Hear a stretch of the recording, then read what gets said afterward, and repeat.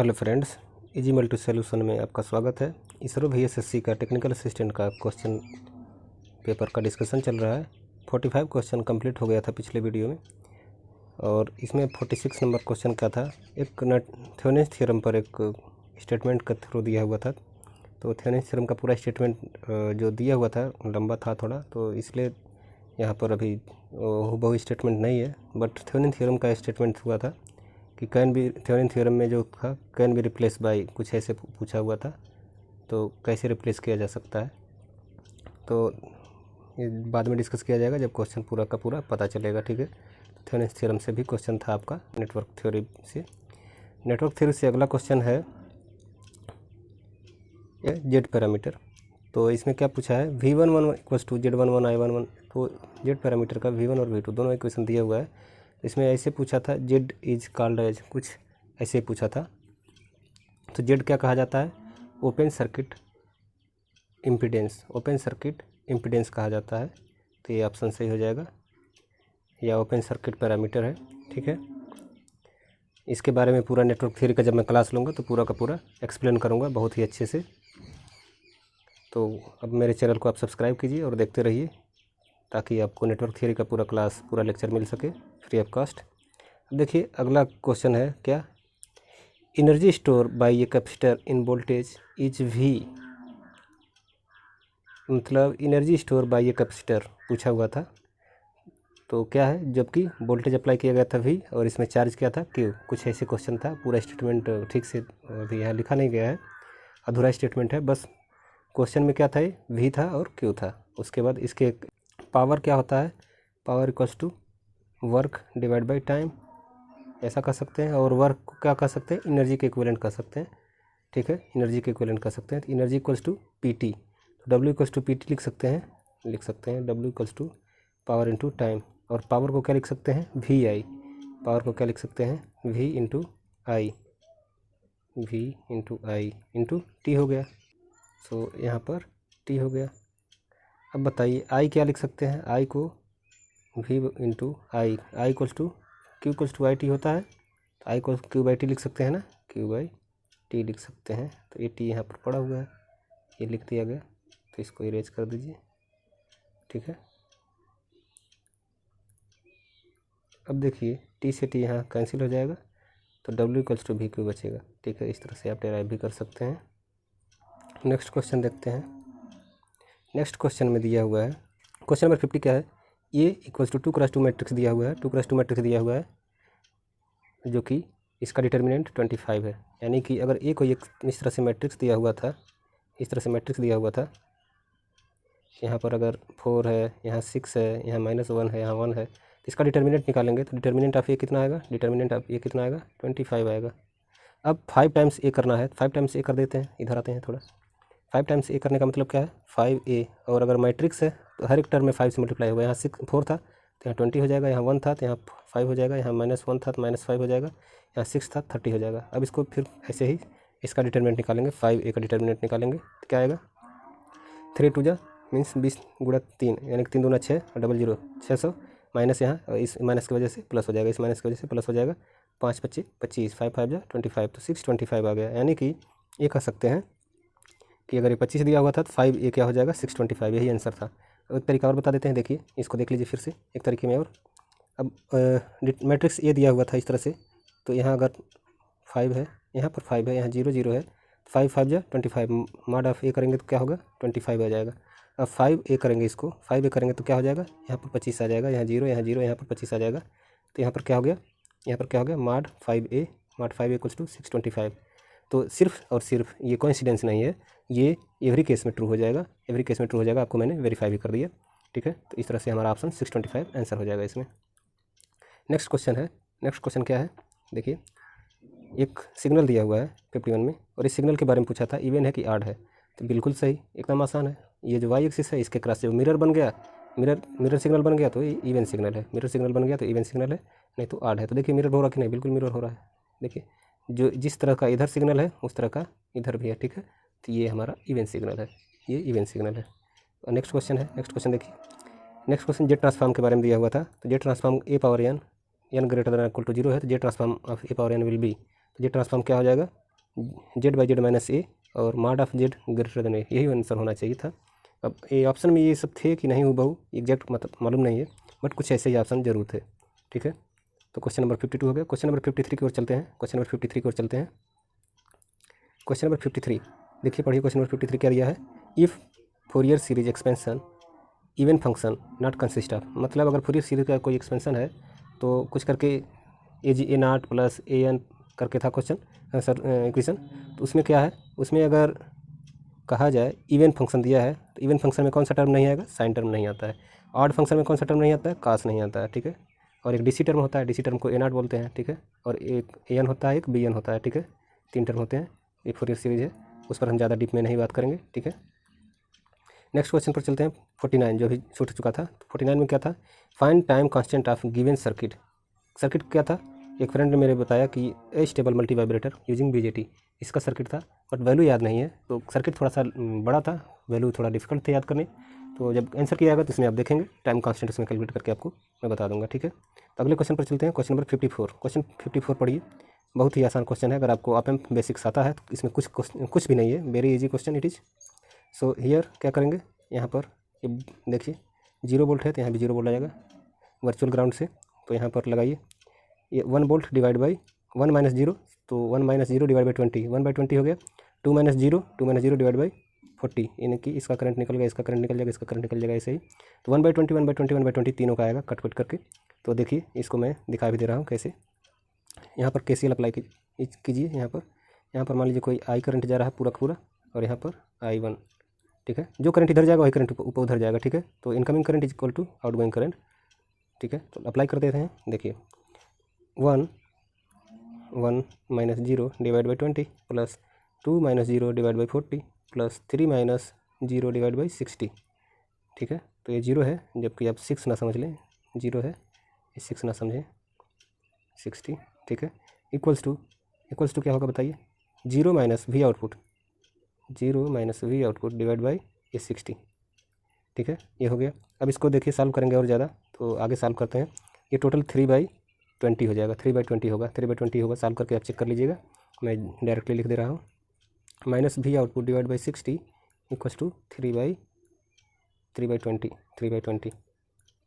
तो यहाँ से इससे कैंसिल हो जाएगा, 3 आ जाएगा, यहाँ माइनस इधर है ना, तो minus V output equals to -9 -9 नहीं, minus V equals to +9। So V output equals to -9 volt, -9 volt. इस तरह से आंसर आएगा -9 वोल्ट। नेक्स्ट क्वेश्चन है 55। 55 भी क्वेश्चन डिफिकल्ट नहीं है, बहुत ही आसान है। इसमें क्या पूछा है, power in 3 ohm resistor, 3 ohm resistor के क्रॉस पावर कितना आएगा। तो बिल्कुल आसान है। यहाँ से देखिए पैरेलल ब्रांचेज हैं दोनों, तो जो ये वोल्टेज इसके क्रॉस होगा वही वोल्टेज इसके क्रॉस होगा। तो वोल्टेज कितना है, देखिए वोल्टेज कितना है, 4 वोल्ट, 4 वोल्टेज के क्रॉस है, 4 वोल्टेज के क्रॉस है, 4 वोल्टेज के क्रॉस है अगर, तो 4 ओम है भी, यानी कि इस ब्रांच में करंट कितना होगा, इस ब्रांच में करंट कितना होगा, I equals to 4 divide by 1 + 3, 4 divide by 1 + 3 equal to 1 ampere का करंट फ्लो हो रहा है, 1 एम्पियर का करंट फ्लो हो रहा है। अब बहुत आसान है, देखिए 1 एम्पियर करंट हमें मिल गया है, 1 एम्पियर करंट, तो इसमें भी 1 एम्पियर ही आएगा, इसमें भी 1 एम्पियर ही आएगा। तो आई 1 एम्पियर पता चल गया, 1 एम्पियर। तो power equals to I² R होता है ना, बस कुछ ही नहीं है, कुछ भी नहीं है। I² का वैल्यू 1 का वैल्यू स्क्वायर करेंगे 1 × R 3 वाट। आसान सा क्वेश्चन दिया हुआ था। ठीक है, नेक्स्ट क्वेश्चन की तरफ चलते हैं। नेक्स्ट क्वेश्चन में कांस्टेंट फेज डिले फिल्टर कौन सा नाम होता है, कांस्टेंट फेज डिले का फिल्टर का नाम क्या होता है, बेसल फिल्टर होता है, बेसल फिल्टर होता है। ठीक है, अगला क्वेश्चन है 57। Question number 57, y dx minus x dy equals to 0। तो इस डिफरेंशियल इक्वेशन का सलूशन क्या आएगा, बहुत आसान है। अभी देखिए कैसे आता है, इसको हम आगे लिख लेते हैं, y dx minus x dy बराबर 0। ठीक है, इसको ऐसा ना लिख करके अब हम यहाँ पक्षांतर कर देंगे तो इतना आ जाएगा।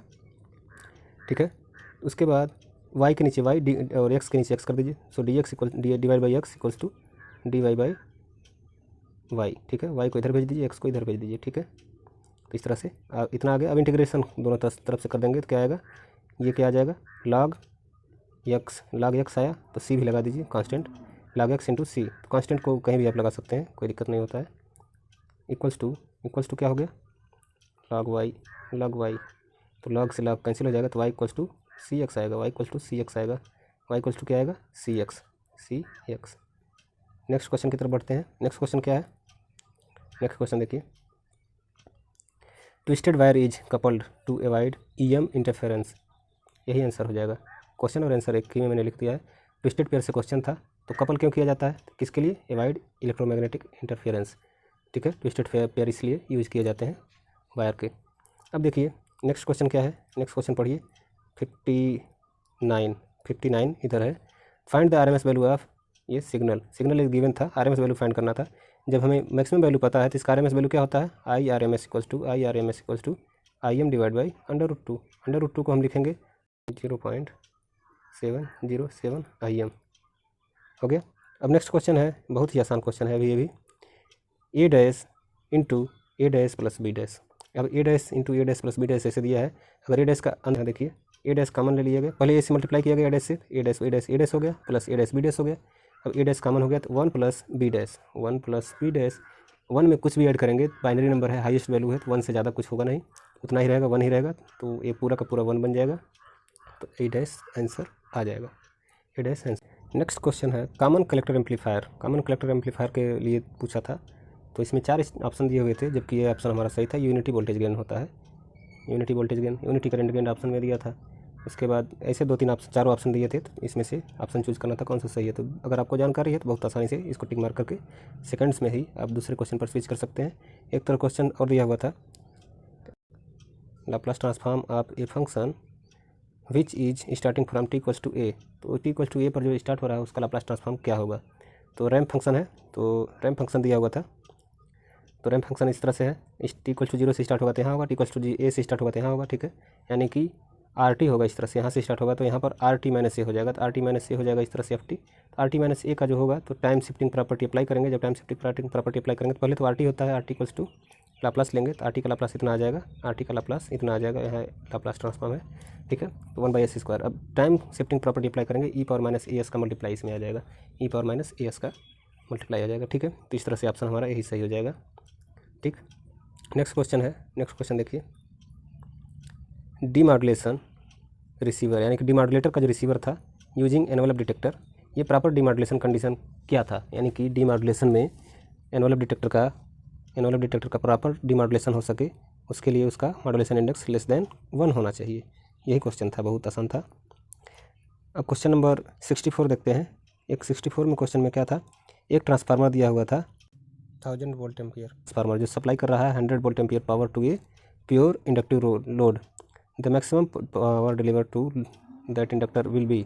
तो 0 होना चाहिए, क्योंकि इंडक्टर क्या है, इंडक्टर प्योर इंडक्टिव दिया हुआ है, तो इसमें कोई भी पावर लॉस नहीं होगा, कोई भी पावर एब्जॉर्ब नहीं करेगा, बस स्टोरिंग डिवाइस है, स्टोर करके डिलीवर करने को तैयार रहता है, तो ये पावर लॉस नहीं कराता है, तो कोई पावर लॉस नहीं होगा। ठीक है, तो 0 आंसर होना चाहिए। और उसके बाद lightning protection provides, lightning protection के बारे में दिया हुआ था, ऑप्शन बिल्कुल याद नहीं है क्वेश्चन, लेकिन याद एक तरह से याद है कि लाइटनिंग प्रोटेक्शन से था। ठीक है, in laser which material is not used. So इस तरह से क्वेश्चन दिया हुआ था, कुछ फ्रेंड बोल रहे हैं विच मटेरियल इज नॉट यूज्ड, कुछ फ्रेंड बोल रहे हैं विच मटेरियल इज यूज्ड लिखा हुआ था, तो इसको आंसर की के बाद ही पता चलेगा क्या था। नेक्स्ट क्वेश्चन है, for a DAC V output voltage 0.2 है, आउटपुट वोल्टेज 0.2 है, और 4 बिट का ये DAC था, और इनपुट कितना दिया गया था 0010, इतना इनपुट पर 0010 इनपुट पर आउटपुट 0.2 दे रहा था, इतना इनपुट पर आउटपुट 0.2 दे रहा था, 4 बिट का DAC था। तो पूछा गया है 1010 इनपुट पर ये आउटपुट क्या होगा। तो चलिए इसको सॉल्व करते हैं, क्योंकि ये क्वेश्चन का डेटा ठीक से मिल गया है। देखिए, output V output = V reference voltage divide by 2 power n into decimal equivalent. तो देखिए V आउटपुट 0.2 दिया हुआ है, 0.2 दिया हुआ है, लिख लिया गया, और V रेफरेंस पता नहीं है, 2 पावर n यानी =4 दिया हुआ तो 16 हो गया, इंटू डेसिमल इक्विवेलेंट, इसका डेसिमल इक्विवेलेंट देखिए कितना है 2 हो गया, तो इसको डायरेक्ट कट हो जाएगा, तो 1/10 बच जाएगा, इधर का 1/10 हो जाएगा। तो सिंपल सा इसको लिख सकते हैं, V रेफरेंस = 8/5, काट देंगे तो ये 5 टाइम्स जाएगा, ये 8 टाइम्स जाएगा, 2 से कटेगा, तो ठीक है। अब हमें VR पता चल गया, हमें n नंबर ऑफ बिट्स पता चल गया 4, हमें इनपुट पता है, इनपुट कितना है, इनपुट 1010 यानी कि 10 है, तो V आउटपुट नहीं पता चल जाएगा, बहुत आसानी से पता चल जाएगा। अब देखिए V आउटपुट क्या हो जाएगा, V रेफरेंस कितना है, V रेफरेंस 8/5, ठीक है, डिवाइड बाई, तो डिवाइड बाई को 1 बाई हम लिख सकते हैं 16, 2 पावर n है ना, 2 पावर n है, इसको लिख ही देते हैं 2 पावर 4 इंटू डेसिमल इक्वलेंट 10, ठीक है। 5 से 2 टाइम्स और ये इधर कटेगा तो ये 3 आ जाएगा, 2 पावर 3 यानी कि 8 वोल्ट हो जाएगा, वो भी 8 हो जाएगा, यानी कि 8 divide by 8 equals to 1। V output कितना आ गया 1 volt, okay, V output 1 volt हो गया। एक पूछा हुआ था question Q on slew rate, तो ये क्वेश्चन पूरा ठीक से याद नहीं है तो इसको हम छोड़ देते हैं। फाइनल वैल्यू पूछा था, कुछ ऐसा ही क्वेश्चन था, फाइनल वैल्यू पूछा हुआ था, ठीक है। फाइनल वैल्यू के लिए क्या करते हैं, एस इक्वल्स टू 0 पुट करते हैं और T equals to infinite, final के लिए इनफाइनाइट, टी मतलब फाइनल एकदम लास्ट में, जितना लास्ट हो सके, तो लास्ट में क्या हो सकता है टाइम के अंत में, टी इक्वल्स टू इनफाइनाइट, और टी इनफाइनाइट है तो उसी के इक्विवेलेंट होता है एस इक्वल्स टू 0, 0 फ्रिक्वेंसी का, ठीक है। तो 0 फिर पुट करेंगे तो 0 जब पुट करेंगे सब 0 हो जाएगा इस तरह से, तो 1 बचेगा, जो भी था 1 या 2 आंसर इस तरह से आपको निकाला जा सकता है, ठीक है। नेक्स्ट क्वेश्चन है 0 पुट करना होता है, एस इक्वल टू 0 पुट करना है तो थोड़ा उसमें से मैनिपुलेशन भी करना होता है। अगर कई बार इस तरह से एस से मल्टीप्लाई हो जाता है तो हम क्या करते हैं, एस से जितना नीचे पोर्शन है टोटल से एस वाले मैक्सिमम पावर से डिवाइड कर देते हैं, सभी टर्म में, एवरी इंडिविजुअल टर्म में डिवाइड कर देते हैं, उसके बाद इसको हम 0 पुट करते हैं तब पता चल जाता है, ठीक है। तो directivity of, next question, question number 17, directivity of an isotropic antenna, ये तो हो चुका है, 1 होता है। अब इम्पीडेंस ऑफ फ्री स्पेस, ये क्वेश्चन पूछा हुआ था, बहुत ही आसान है, अगर आपको याद है तो आप सही करेंगे, नहीं याद है तो गलत करेंगे, जैसा कि कुछ मेरे दोस्तों ने किया है। तो क्या है, एक देखिए, इसका आंसर 377 सही होगा, ठीक है। तो ये हमारे क्वेश्चन थे इसरो के जो कि कंप्लीट हुए हैं। अब जब इसरो का पूरा आंसर की रिलीज होगा उसके बाद हम एग्जैक्ट एनालिसिस करेंगे कट ऑफ कितना जाएगा। वैसे एक्सपेक्टेड कट ऑफ कितना होना चाहिए आप ज़रूर कमेंट में लिखें, और मैं जो बताना चाह रहा हूँ कट ऑफ कितना होगा वो देख लीजिए यहाँ पर, एक्सपेक्टेड कट ऑफ। यहाँ 80 क्वेश्चन है, 80 क्वेश्चन, हर एक क्वेश्चन का 4 मार्क है, तो 320 मार्क्स का ये टोटल हो गया। मैं ये सोचता हूँ कि 80 क्वेश्चन में इसका 60% सबसे लोएस्ट कट ऑफ हो सकता है, बट कंपटीशन वेरी हाई था, बहुत हाई था कंपटीशन, इसलिए मैं ये मानता हूँ कि 70% इसका कट ऑफ जाएगा, 70% मिनिमम कट ऑफ जाएगा। तो 70% इसका कितना हो गया, 320 का 70% निकाल लीजिए, 224 एक्सपेक्टेड कट ऑफ होना चाहिए, ये किसका, ओबीसी का, जनरल का। सो एक्सपेक्ट ये कर सकते हैं, और मैक्सिमम अगर जाना चाहे तो कितना जा सकता है, 230 या 40, 240 ये कट ऑफ जा सकता है। बट मेरा एक्सपेक्टेशन यही है, एक्सपेक्टेशन यही कर रहा है कि 225 किसके लिए, जनरल के लिए कट ऑफ जाएगा। 215 के अप्रॉक्स 10 मार्क्स अप डाउन कर सकते हैं आप, ठीक है। ओबीसी का जाएगा, ओबीसी का इतना ज़्यादा भी कम नहीं, 220 करिए, 220 ओबीसी का, और बाकी कैटेगरी का एससी एसटी का, एससी का लगभग 210 या 210 कर सकते हैं, और एसटी का हो सकता है 190 के आसपास पहुँचे, 190 के आसपास पहुँचे एसटी का, या 200 कर सकते हैं, 200 से 190, 200 से 190 एसटी, ठीक है। इस तरह से इतना होगा कट ऑफ का डिस्कशन। और वीडियो को अगर लाइक करें, सब्सक्राइब करें तो मेरा मनोबल और बढ़ेगा। धन्यवाद, थैंक यू फॉर वॉचिंग।